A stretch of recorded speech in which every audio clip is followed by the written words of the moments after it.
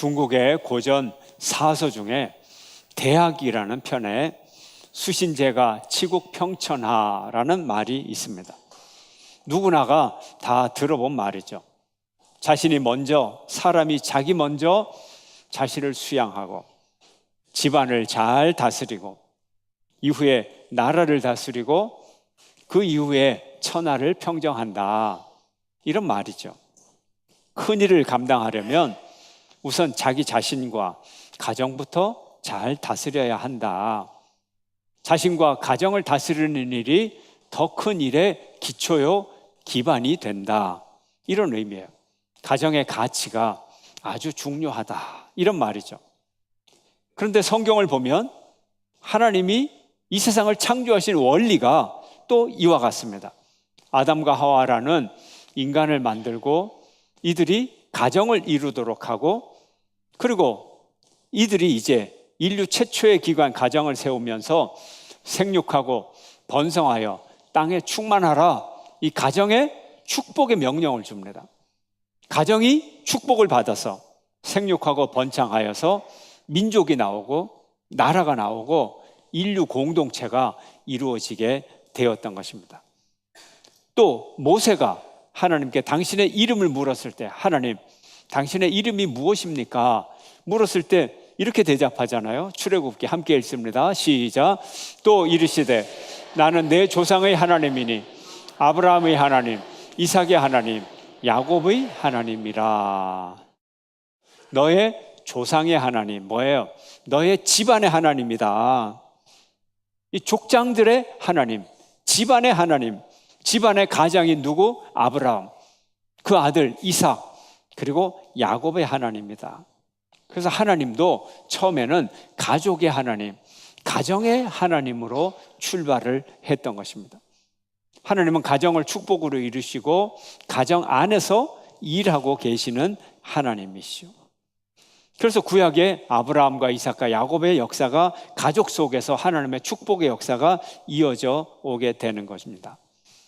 또 신명기의 약속 또한 하나님의 믿음을 가정에서 배우게 만들었죠.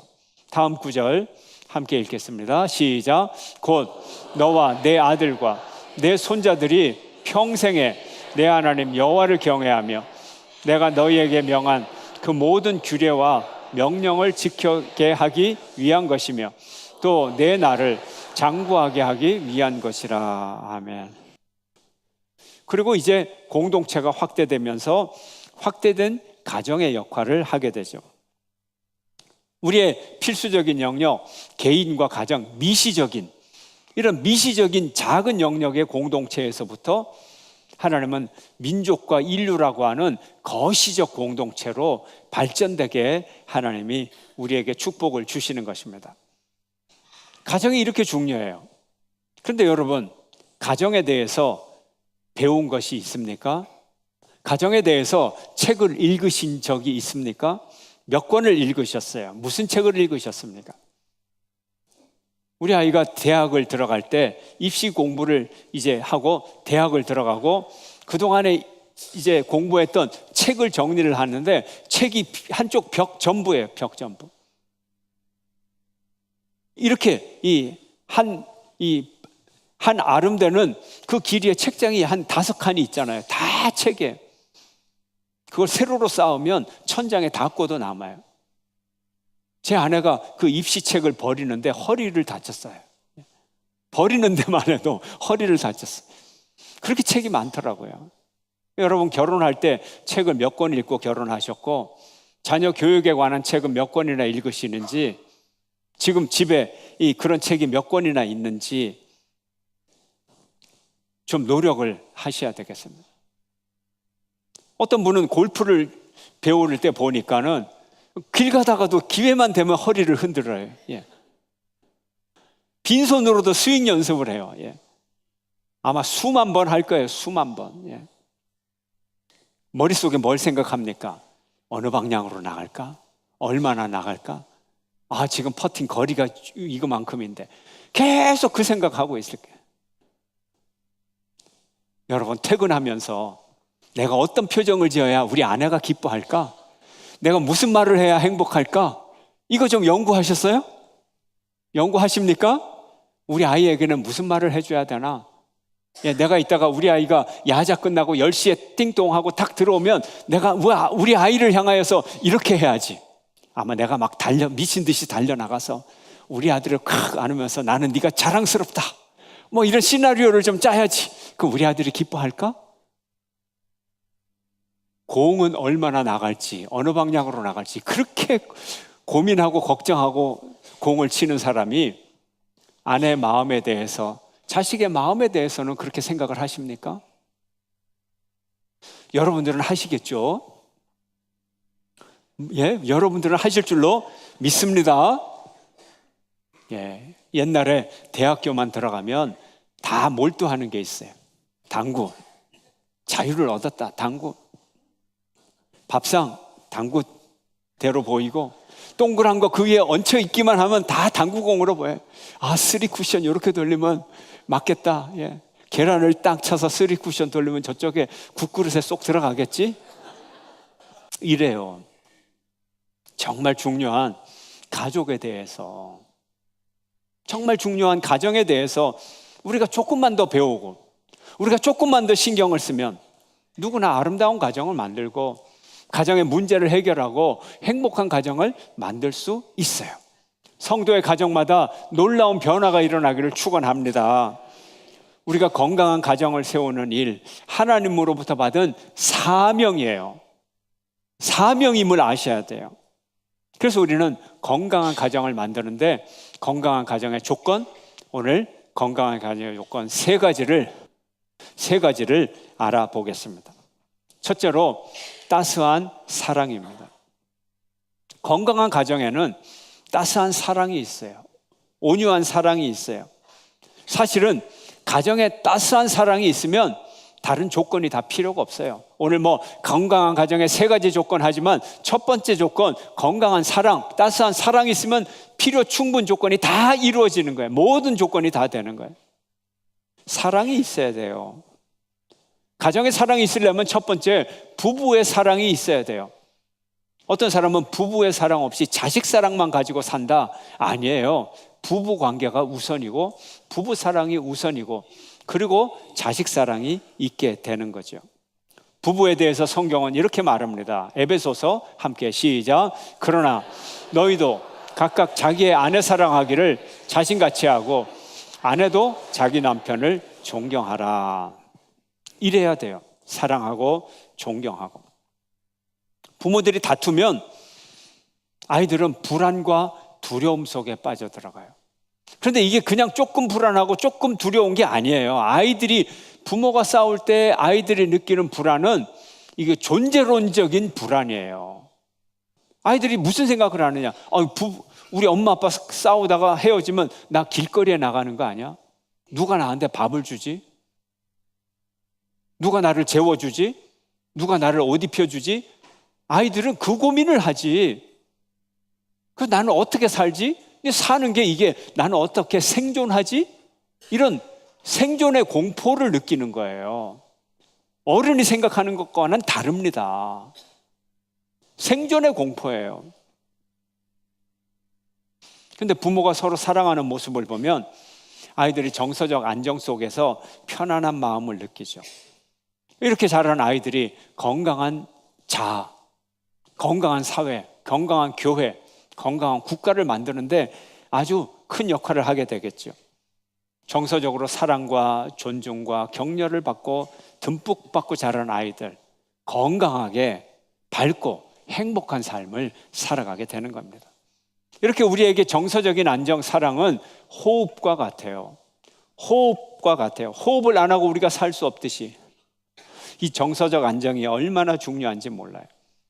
우리는 사랑을 통하여서 소속감, 가치감, 자존감, 친밀감 이런 것들을 우리의 인격 속에 쌓아가게 되는 거죠.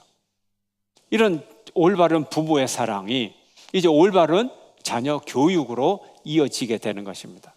성경은 이렇게 말합니다. 에베소서 함께 읽습니다. 또 아비들아 너희 자녀를 노엽게 하지 말고 오직 주의 교훈과 훈계로 양육하라. 아멘. 건강한 부모는 자녀의 발달 단계에 필요한 적절한 교육을 시킵니다. 미국의 발달 심리학자 에릭 에릭슨이 정상적이고 건강한 발달에 대한 이 단계마다 주제를 발견해서 이렇게 요약을 했어요. 이거 알고 계시는 분 있어요? 예, 알고 계시면 그나마 다행이에요. 에릭 에릭슨의 성장 8단계 주제, 각각 단계 주제가 있어요. 1단계 0에서 1세 신뢰감 단계, 2단계 2에서 3세 자율성 단계, 3단계 4에서 6세 주도성 단계, 4단계 7에서 12세 근면성의 단계, 5단계 13에서 18세 정체성,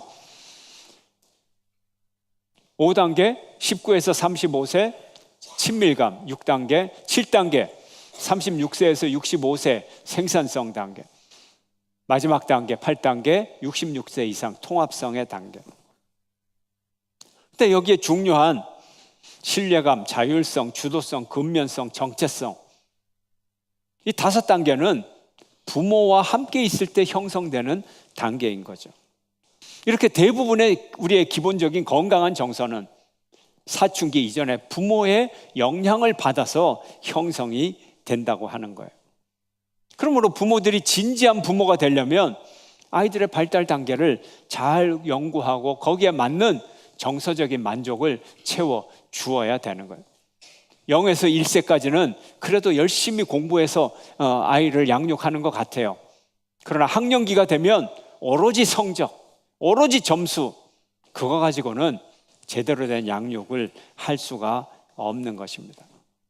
부모들이 진지하게 부모의 노릇을 하려고 한다면 공부해야 되고 알아야 되고 자녀들의 정서적인 만족을 채워주기 위하여 애써야 되는 것입니다. 여기에 사랑이 있어야 되는 거죠. 우리가 과일을 꿀 속에 재어서 먹기도 합니다. 꿀 속에 재었던 과일 꺼내면 어떻게 되죠? 꿀이 뚝뚝 떨어지면서. 근데 이 꿀이 이 과일 속까지 다 배어 있어요. 이처럼 사랑을 먹고 자란 아이들을 보면 그 하는 행동, 겉으로 드러난 일도 사랑으로 가득 차 있고 그의 속 인격도, 성품 또한 사랑으로 가득 차 있는 것을 봅니다. 사랑으로 가득 차 있는 인격, 이것이야말로 가장 아름다운 인격의 모습이죠. 사람이 가장 아름다울 때가 언제예요? 사랑할 때, 사랑받을 때. 그의 인격의 속사람이나 드러나는 행동이나 이것이 다 사랑일 때 그 사람이 아름다운 사람으로 보이는 것입니다. 여러분이 사랑으로 양육하는 사랑의 부모가 되기를 주의 이름으로 축원합니다. 두 번째 조건은 가정에 건강한 지도력이 있어야 된다는 거죠. 건강한 가정에는 건강한 지도력이 있습니다. 건강한 지도력은 권위, 질서, 훈련이라고 말할 수 있습니다. 이것은 든든한 부모의 사랑의 권한이 올바른 방법으로, 올바른 방향으로 나올 때 지도력이 생기게 되고 권위가 있게 되는 것입니다. 권위가 뭐예요? 일관성과 규칙이죠. 부모의 권위는 일관성과 규칙에서 나오고 부모의 리더십, 지도력 역시 일관성과 지속성에서 나오는 것이고 부모의 연합된 권위 속에서 나오는 것이죠. 신명기 6장 1절 오늘 본문 함께 읽습니다. 시작. 이는 곧 너희의 하나님 여호와께서 너희에게 가르치라고 명하신 명령과 규례와 법도라. 너희가 건너가서 차지할 땅에서 행할 것이니. 아멘. 하나님의 명령, 규례, 법도, 말씀이 바로 아이들에게 건강한 지도력을 발휘해요. 아이들에게 삶의 방향을 제시하는 거예요. 그래서 삶의 방향이 뭐예요? 목적을 이루게 한다는 거죠. 어디? 오늘 본문에 보면 이 하나님의 규례를 배우면 요단강을 건너가서 가나안 땅을 차지하게 된다는 거예요. 인생의 목적을 이루게 된다는 거예요. 그러므로 부모의 지도력을 통해서 아이가 인생의 목적을 이루도록 잘 지도를 받고 교육을 받는다는 거죠. 이렇게 지도하려면 부모의 말이 권위가 있어야 되는데 이 권위는 신뢰에서 오게 되죠. 신뢰, 믿을만 해야 돼요. 부모가 언행에 신뢰가 있어야 아이들이 그걸 따라가고 그 지도력을 따라가게 되는 거예요. 부모가 자식에게 말할 때 아이가 어리다고 해서 마음대로 막 조변 섞게 하듯이 말을 바꾸고 약속도 안 지키고 그러면 안 되는 거예요. 언행에 신뢰가 있어야 되는 거예요. 아이를 너무 우습게 보면 안 돼요. 전화가 왔는데 엄마 없다 그래 막 거짓말이나 가르치고 말이죠. 그 아이가 누구를 신뢰하겠어요? 아, 우리 엄마 거짓말쟁이네. 여기 있는데 왜 없어? 왜 없기는? 부모의 말 한마디가 마치 보증수표처럼 그 액면 그대로 받아들여지게 그런 신뢰받는 삶을 부모가 살아가야 되는 거예요. 우리 엄마 말이 진짜일까? 가짜일까? 이것은 무엇을 뜻할까? 이제 해석이 필요한 부모, 골치 아픈 거예요, 이거. 그게 안 되는 거예요. 하나님이 우리에게 원래 신실하신 하나님이잖아요. 하나님이 우리에게 신뢰를 보여주셨잖아요. 한번 볼까요? 이사야서 43장 함께 읽습니다. 함께 시작. 야곱아, 너를 창조하신 여호와께서 지금 말씀하시느니라. 이스라엘아, 너를 지으시니가 말씀하시느니라. 너는 두려워하지 말라. 내가 너를 구속하였고 내가 너를 지명하여 불렀나니 너는 내 것이라. 아멘. 이사야서는 언제 쓴 글입니까? 북이스라엘이 망하면서 쓴 글이에요. 망하기 전부터 망한 후까지 쓴 글이에요. 좋은 상황이 아닙니다. 북이스라엘이 왜 망했어요? 죄지어서 망했죠. 신실하지 않아서 망했죠. 그래서 뭐라고 오늘 본문에 부릅니까? 이스라엘을 향하여 야곱아 이렇게 부르는 거예요. 야곱아. 야곱은 무슨 뜻이죠? 사기꾼, 거짓말장이, 이런 뜻이에요. 사기꾼, 거짓말장이, 신뢰가 없는 자. 이스라엘 백성들이 그래요. 그런데 하나님이 뭐라 그래요? 내가 너를 구속하였고 너를 지명하여 불렀나니 너는 내 것이라. 내가 500년 전에도 너를 내 것이라고 했고 지금 너희들이 죄 지을 때도 내 것이라고 했고 나는 내 약속을 지켜. 이 사기꾼아. 이런 얘기예요. 이 나쁜 놈아, 너는 약속을 어기지만 나는 약속을 끝까지 지킬 거야. 이게 하나님의 신실하심이에요. 하나님의 신뢰성이에요. 내가 너를 지명하여 불렀다. 내가 너를 포기하지 않을 것이야. 내가 너를 붙잡아 주리라. 내가 네 옆에 있을게. 하나님의 약속인 것입니다. 하나님의 소유된 백성, 하나님의 소유, 의미가 무엇인가요? 무엇인가요? 아, 하나님이 나를 샀다가 팔았다가 상품처럼 취급하실 거야, 이런 의미가 아니죠. 하나님의 소유가 무엇입니까? 우리의 소속을 말하는 거예요. 하나님이 절대 포기하지 않는 소속, 하나님의 소유에서 우리를 빼앗아갈 자가 없다는 거죠. 절대로 포기하지 않는다는 뜻이죠. 그리고 또 우리는 하나님의 가족이라는 뜻입니다. 가족은 절대 포기할 수 없어요. 그래서 우리는 이 땅에 신뢰 있는 하나님, 신실하신 하나님을 믿고 신실하게 살아갈 수 있는 거예요. 이것이 우리의 삶의 지탱이에요. 내가 죄 지을 때도 하나님이 신실하시니까. 이것이 우리의 믿음이에요. 우리가 살다 보면 어려움에 처할 때가 있어요. 어려움에 처할 때. 과거사 진상위원회라든지 재수사라든지 이런 일들을 당한 당사자들을 보면 굉장히 억울해요. 이들이 왜 억울하냐? 아무도 이들의 말을 들어주는 사람이 없고 이들의 편에 들어주는 사람 없고 위로해 주는 사람 없고 너무 힘든 처지에 있는 사람들, 그런 모습들이 그 속에 보이더라고요. 이게 진짜 고난인 것 같아요. 정말 힘드는 것 같아요. 내 편이 하나도 없어요. 내 말을 들어주는 사람이 없어요. 참 살기가 어려운 거죠. 그러나 내 편이 단 한 명이라도 있으면, 내 말을 경청해주고 내가 말할 때 내 아픔을 함께 해주고 나를 위로해 줄 사람이 있다면, 내 편이 되어준다면, 동의해 줄 사람이 있다면, 격려해 준다면, 한 명이라도 그런 사람이 있다면 위로를 받을 수 있어요. 살아갈 수가 있어요. 이 한 명이 중요한 거예요. 그런데 정말 나는 너무 힘드는데 내 편이 되어주는 사람이 정말로 한 명도 없어요. 너무 외로워요. 이때 한 심리학자가 말하더라고요. 너라도, 당신 자신이라도 네 편이 되라. 너라도 너를 위로해줘라. 그러면 살아갈 수가 있다. 남에게 의지하지 말고 나라도 나를 위로하고 내 편이 되어준다면 내가 살아갈 수 있어. 이게 쉬운 게 아니죠. 그러나 확고하게 내 편인 분이 계시잖아요. 내가 죄 지을 때도 나를 버리지 않으셨는데, 내가 고통을 당하는데 왜 그 하나님이 나를 버리시겠어요? 하물며 천지를 지으신 하나님, 여호와 하나님께서 내 편이 되신다면 나는 오늘의 삶을 살아갈 수가 있는 거예요.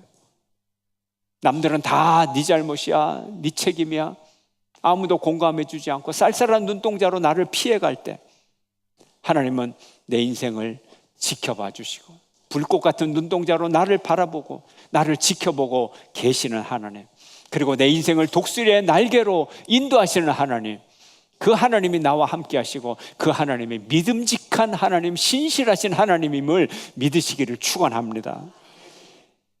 세 번째가 건강한 의사소통이 있는 가정이 건강한 가정이에요. 건강한 가정에는 건강한 의사소통이 있어요. 건강한 의사소통이란 복종, 침묵, 강요 이런 것이 아니고 대화와 자발적인 참여를 말하는 것입니다. 건강한 가정에서 건강한 커뮤니케이션, 의사소통은 감정 표현을 제한하지 않아요. 가정에서 서로 감정 표현을 제한하지 마시기를 바랍니다. 아파서 우는 아이 보고 울지 말라고 으름장부터 놓지를 마시기를 바랍니다. 우는 아이가 울도록 둬야죠. 그리고 물어보세요. 왜 우느냐고. 건강한 의사소통을 시작을 하세요. 우는 이유를 물어보세요. 그저 울지 말라고 결과적으로 다구치지만 마시고, 건강하게 내가 지금 왜 운다, 내가 왜 슬프다 말할 수 있게 해주세요. 부당한 대접을 받았을 때 우리는 분노하게 되고, 때로는 분노를 표현 못하면 또 그 자학하게 되고, 때로는 우울하게 되고, 이런 부정적인 표현 방법이 있어요. 그러나 이런 부정적인 표현 방법이 아니라 즉각적으로 건강하게 표현할 수 있도록 우리는 그런 가정을 만들어야 됩니다. 우리나라 남성의 50% 이상이 분노장애, 50% 이상의 여성들이 우울증, 표현의 기회가 없어서, 방법이 없어서 이렇게 부정적인 상황 속으로 빠져 들어가게 되는 것입니다. 감정의 표현은 우리의 호흡이에요. 건강한 정서로 교육받을 때 들이마시는 호흡이 있을 수 있고, 건강한 표현을 통해서 내쉬는 호흡, 들이마시고 내쉬고, 이것이 우리를 살게 해주는 거죠. 또 건강한 가정은 문제가 있을 때 표현을 합니다. 공개적으로 대화를 합니다. 여러분의 가정에 대해서 가정과 공개적으로 다른 가정과 대화를 좀 하시기를 바랍니다. 침묵하고 숨기고 비밀이라고 해서 이것이 치유되는 게 아니에요. 대화가 필요한 시점에서는 대화를 해야 되는 거예요. 대화를 해야 이제 해결책을 찾을 수가 있는 거예요. 건강한 가정은 외부 세계, 다른 가정과 개방적이에요. 공개적이에요. 우리가 가정교회를 통해서 대화를 하고 기도 제목을 나누고 서로 위로하고 격려하고, 이게 자기 가정을 여는 거예요. 그래야 치유의 역사가 일어나게 되는 거예요. 요즘 TV 프로그램이 여러 종류가 있죠. 부부가 함께 참여해서 가정의 문제들을 이야기하는 거 참 재밌잖아요. 부부 문제, 가족 문제, 자녀 문제, 이런 이야기들을 하는데 참 재밌어요. 보면 유명한 분들이 다 나오죠. 패널들이 부부가 나오는데, 근데 부부싸움 하는 거 보면 똑같아. 우리들이 하는 거나 별 차이가 없어. 아, 유명한 사람들도 똑같구나. 그래요. 가정의 문제, 부부의 문제 다 도찐 개찐이라고요. 숨겨도 숨길 게 별로 없어요. 다 그래요. 그저 겉으로만 숨기고 살아가는 거예요. 함께 나눌 때 해결책이 나오는 거예요. 다 평범해요. 다 똑같단 말이에요. 그래서 가정 안에 비밀, 침묵 이런 게 별 의미가 없어요. 의사소통을 자꾸 안 하고 숨겨봐야 엮이는 가정에 이 문제가 더 심화될 뿐이에요. 도움을 찾으시기를 바랍니다. 전문가들을 찾으시기를 바라고 동료들과 함께 나누시기를 바랍니다. 이게 지혜고 이게 건강한 가정을 만드는 아주 좋은 조건인 것입니다. 우리 2002년 세계 월드컵 기억하시나요? 대한민국. 지금도 들썩거리고, 이게 몇 년 전 얘기인데, 지금. 이제 몇 년 있으면 20년이 돼요, 20년. 벌써. 17년 전인데, 그 감격을 잊을 수가 없어요, 잊을 수가 없어요. 잊을 수가 없어요. 그때 스타가 누군가요? 히딩크 감독. 국내 감독으로 안 되니까 과감하게 외국 감독을 등용을 해서 도움을 받았어요. 조언을 받았어요. 우리의 문제도 누구에게나 손을 벌리고 도움을 받고, 이게 지혜로운 거예요. 우리가 육체의 암을 발견했을 때 어떻게 하나요? 암이래. 비밀. 그러나요? 이 병원 저 병원 다니면서 자기 몸을 다 보여주고 사진도 수십 장을 찍고 다 보여줘요. 누가 내 병을 고칠 수 있습니까? 이 병원 저 병원 다녀요. 내 병을 고쳐만 주십시오. 우리의 육신의 질병도 자꾸 공개하고 드러내고 훌륭한 의사를 찾을 때 고쳐지게 되는 거예요. 우리의 마음의 병, 마음의 아픔, 가정의 아픔, 별거 아니라니까요. 요즘은 또 전문가들도 있어요. 문을 여십시오. 꼭꼭 걸어 잠근 문을 여십시오. 치료받으려고 하십시오. 그러면 해결책이 열리는 거예요. 도움받을 만한 사람을 찾으십시오. 그리고 또 우리에게 도움 주기를 원하는 하나님께 구하십시오. 기도하십시오. 기도를 왜 하느냐고? 하나님 다 알고 계시는데, 하나님 알고 계시죠. 그러나 내가 언어를 통해 기도할 때 하나님과 내 사이에 인격적인 관계가 맺어지고 하나님의 음성을 내가 들을 수 있고 당신의 뜻을 내가 알 수 있고 지혜를 얻을 수 있는 거예요. 내가 힘을 얻을 수 있는 거예요. 그래서 기도를 하십시오. 그냥 혼자 꿍꿍 앓지 말고 하나님, 먼저 하나님 이름부터 부르고, 나 힘들어요, 아파요, 이거 어떻게 할까요? 말씀을 하시기를 바랍니다. 여기에 인격적인 하나님의 음성을 우리가 들을 수 있는 것입니다. 신앙생활을 처음 하는 새 가족을 바라보면 얼굴만 봐도 참 어려움이 많다 하는 그런 느낌이 와요. 다 얼의 굴, 얼굴 모양, 우리 영혼의 모양이 얼굴이잖아요. 다 나오게 돼 있어요. 그러나 신앙이 자라고 예배 나오면서 그가 치유를 받으면 얼굴도 변하고 표정도 변하고 언어도 변하고 몸의 모양도 변하고 마음의 건강을 회복하게 되는 모습을 바라보게 됩니다. 여러분, 용기를 내십시오. 여러분, 힘을 내십시오. 주님을 의지하십시오. 그리고 주님 앞에 여러분의 가정의 문제를 아르시기를 바랍니다. 극복하려고 노력하시기를 바랍니다. 숨기지 마시고 집어넣지 마시고 공개하고 드러내놓고 애쓰시기를 바랍니다. 하늘에 조력자가 계세요. 하늘에 도움을 주시는 보혜사 성령님이 계세요. 성령님 도와주세요.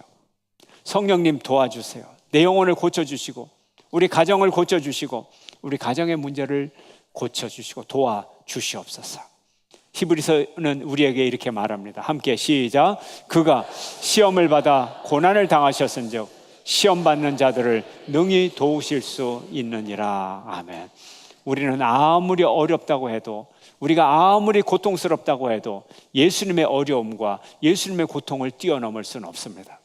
그 예수님이, 우리보다 더 큰 고통을 당한 예수님이, 그 시험을 당한 예수님이 우리를 도와주십니다. 예수님은 전문가입니다. 우리보다 더 잘 알고 계십니다. 얼마 가지 않아 놀라운 변화들, 엄청난 성장, 엄청난 행복과 축복이 여러분의 가정에 임하게 될 것입니다. 여러분의 가정에 하나님의 사랑이 임하기를 축원합니다. 여러분의 가정에 하나님의 인도하심이 있기를 축원합니다. 여러분의 가정에 성령의 소통이 임하기를 주의 이름으로 축원합니다.